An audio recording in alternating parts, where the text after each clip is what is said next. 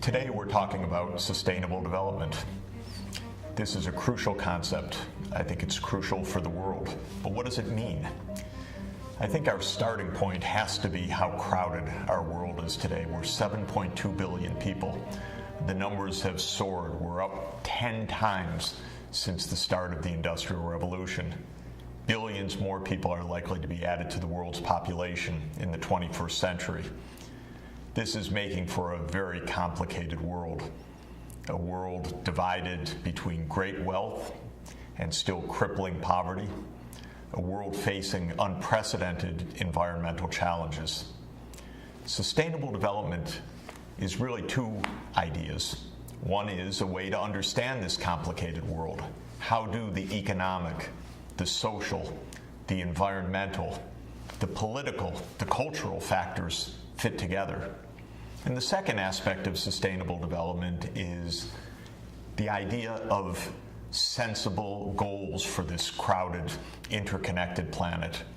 How do we make the world both prosperous, fair, and also environmentally sustainable so that our numbers and our economy don't overrun the physical planet itself?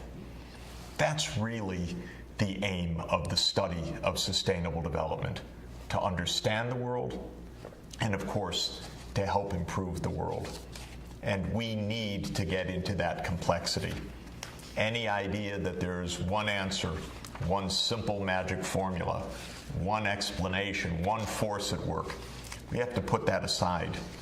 We have to embrace complexity because we are talking about a complicated, interconnected set of relations of a world economy that now spans all parts of the world and connects all people, all businesses, technologies, in flows of trade, finance, ideas, advertising, production systems, but also connects us with the physical earth in unprecedented ways. Humanity actually changing the climate, changing what species survive on the planet, changing the chemistry of the oceans, changing the safety of the air, changing the access and availability of fresh water.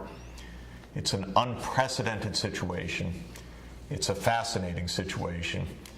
It will be the challenge of your generation. Let's see what we can figure out of all of this and how, through that knowledge, we can do something about it. Have a look at this remarkable piece of technology, the maglev in Shanghai, which carries people at speeds of more than 200 miles per hour, more than 400 kilometers per hour, to and from the city and the airport. It's a magnificent piece of technology, a product of joint work of major leading engineering companies from Europe and those in China. It's been operating for the past decade. It is a kind of model of what sustainability can mean in the future, because if electric trains, these magnetic levitation trains, or fast intercity rail based on electricity are powered by clean electricity, then we have a way of helping people to move, helping goods and services to move in a way that's safe for the environment. And technology is exemplified by the maglev is definitely one way forward. But we also have to realize that not all the world right now is in the state of traveling to and from the airport in magnetic levitation. Let's look at another remarkable city, another great city in many ways, but crowded beyond belief, the city of Dhaka. You see crowds, bustle, and actually a kind of transport you can hardly find anywhere else in the world. I've experienced it. It is astounding to ride in a bicycle rickshaw or one of these buses on this incredibly crowded path. thousands and thousands of people walking to and from work, life out on the streets. What are we really seeing here? First, we're seeing one of the most crowded places in the world. We're seeing an example of the incredible rise of global population. Bangladesh is a country now of around 160 million people. That's more than 4 times the 37 million people in Bangladesh in the middle of the last century in 1950. Dhaka itself is one of the largest cities in the world right now, but think of what's happened. In 1965, Dhaka had about 500,000 people. Today, Dhaka has more than 15 million people. You can imagine how the infrastructure has been completely overrun, how transport systems, water systems, sanitation systems, and all the rest are facing unbelievable stress with this kind of population increase. This is also part of the reality of our planet. How do you achieve sustainable development in a very low income, very, very crowded place like Bangladesh, especially taking into account how vulnerable low-lying Bangladesh is to the climate change ahead? So sustainable development for us, first, is a way to understand these complicated challenges. I think it's useful to think of there being 4 dimensions to that puzzle. There's the economics, there's the societal dimension, how our communities work, culture, civil society. There's the natural environment, and there's our political or governance systems. How do economic, social, environmental, and governance systems interact?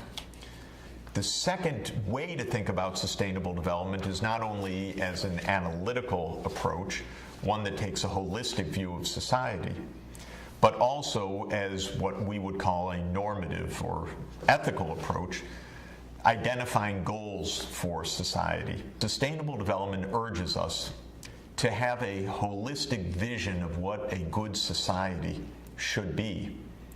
Sometimes people say, well, good society is a rich society. But we know that can't quite be it, just to focus on the economics.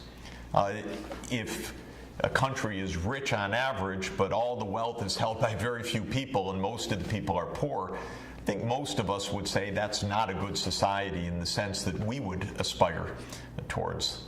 So social inclusion is a second aspect of a good society, meaning that economic well-being is widely shared among different ethnic, religious, or racial groups in a country. It's shared between men and women, so there's gender equality.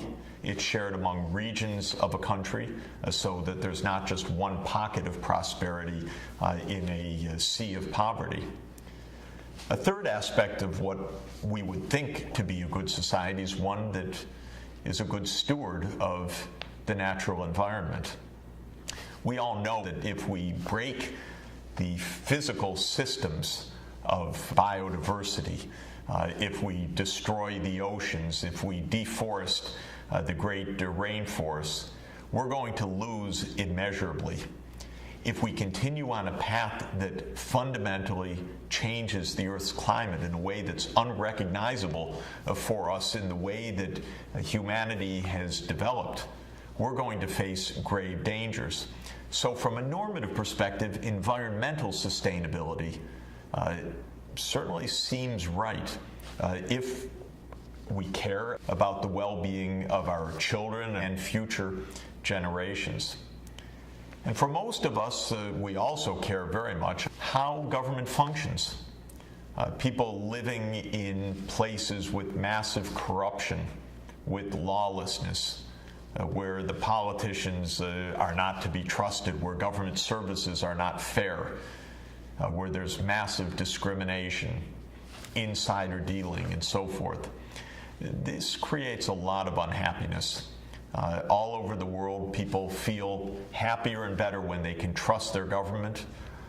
But unfortunately, in many places in the world, people don't trust their governments to be honest, to be fair, even to keep them basically secure. So from a normative perspective, we could say that a good society is not only a wealthy society, but is one that is prosperous and inclusive, environmentally sustainable, and well-governed. And our fundamental question will be, how can we take sustainable development as a goal, use our knowledge of the interconnections of the economy, of society, of the environment, and of governance to think through this crowded 21st century in a world of massive divisions of wealth and poverty, in a world of unprecedented environmental stress, but also in a world of maglevs and many, many other technological miracles. How can we find our way through this century to produce prosperity that is inclusive, that is sustainable, and that is according to decent governance with rule of law, transparency, and accountability? There are some very powerful ways forward to meet sustainable development as a goal, a shared goal for the planet.